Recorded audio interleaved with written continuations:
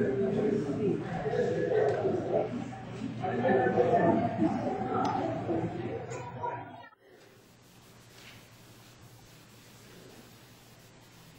was the last day on our trail. The trip had been a personal gift to myself. It was a celebration of my 1-year peripheral stem cell transplant. I had recovered from the lymphoma that inflicted my body. I had regained my strength, and so I was going to hit the trail with my friends. We went to one of my favorite spots, Hart's Pass. It's the highest highway in the state of Washington, around over 6,000 feet. We started there, and the first couple of days, the hike was pretty easy. It was mostly downhill, since we started from the highest elevation. But we descended down into the valley, and then we began to hit some ups and downs. I was surprised that I was in pretty good shape, although my feet got pulverized because my feet had changed and my boots just quite didn't fit right. And so each step was very painful. But we had a great time out in the wilderness. I was hiking with a friend from college and a friend from high school and a friend of a friend. And so the four of us had a special link together. And it was great hiking with them. They were all experienced hikers. Each of us took our turns leading the group. Each of us took our turns falling way behind because of some ailment, whether it be foot, back, hip, knee, whatever. But we came to that spot on the last day where you're at the base of Slate Peak. And Hart's Pass is just down about 1,000 feet from Slate Peak. And you're standing at about, I believe, 5,000, 4,000 feet. And you have to hike up from there up to the pass, back to the car. It's the toughest part of the hike. It's all uphill. The switchbacks get monotonous. And as I stood there looking up, I realized what the forest ranger had said about snowfields. Because there was this one large snowfield about 1,000 yards wide, or no, about 100 yards wide, right in the middle where the trail's supposed to be. Now, I don't know if you know anything about snowfields, but hikers don't treat snowfields lightly. You start walking through it, you slip, you slide. You can slide all the way down. And at the base of the snowfield was a big cluster of boulders. It wasn't a far enough slide to kill yourself, unless you went head first, but you could easily break a bone, which would necessitate an evacuation by the Forest Service. So it wasn't something to fool around with. We stood at the base of the trail. I waited for everybody to catch up because that day my long-legged stride had pretty much buried everybody. But I also had an advantage. One of my hiking mates, my friend from college, decided to help me out and took my heavier pack, and he carried it for a while, and I took his lighter pack to try to ease the pressure on my feet. Well, we got to the base, and we switched packs because it didn't matter going up for the last time. And we stood there, we talked about it. We each discussed the strategy that we'd have. Each person decided they had a different strategy. Some of us had hiking poles. I gave one of mine to a friend, my high school friend, Dean, who didn't have any. And so we started up. Some did switchback, some went straight up, digging their boots in, and others did a combination.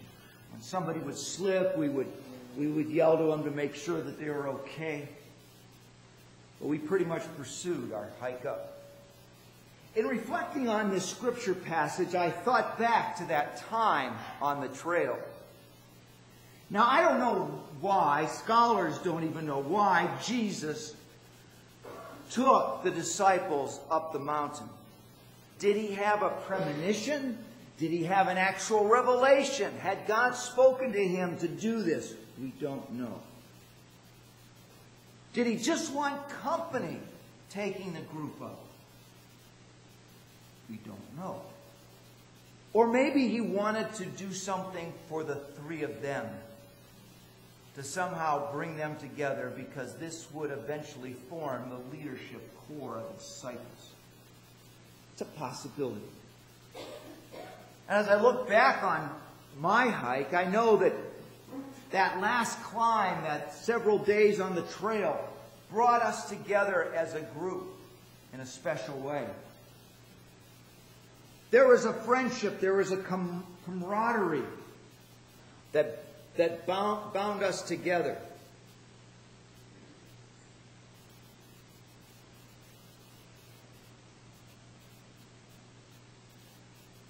And I learned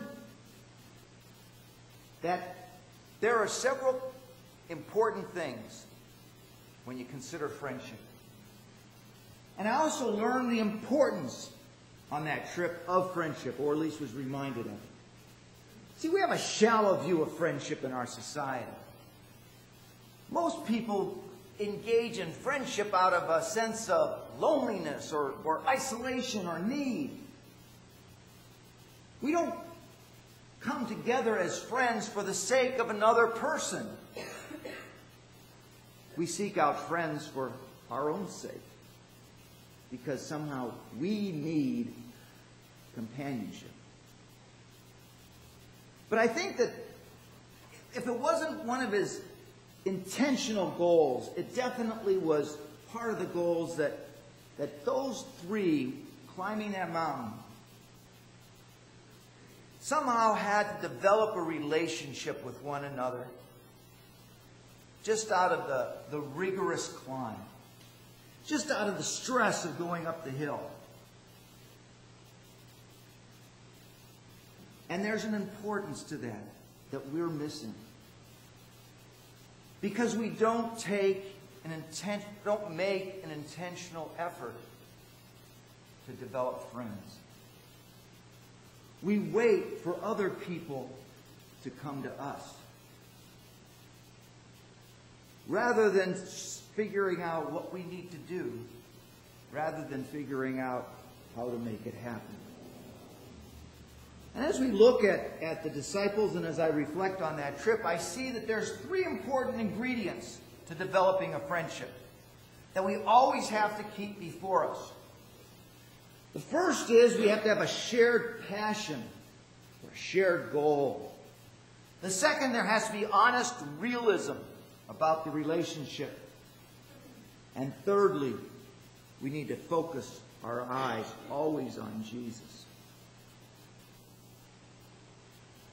The friendship can never be your ultimate goal. Your purpose is not to make friends. You make friends by working towards a common goal. You become friends because you have a shared passion. It's because you both are so excited about something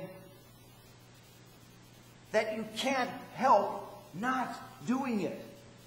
Especially when you realize you can't help but not do it together. C.S. Lewis called that having a kindred soul. Finding someone with a kindred soul. Finding someone who shares your passion. Who wants to work on the projects, whether they be a social issue, a political issue,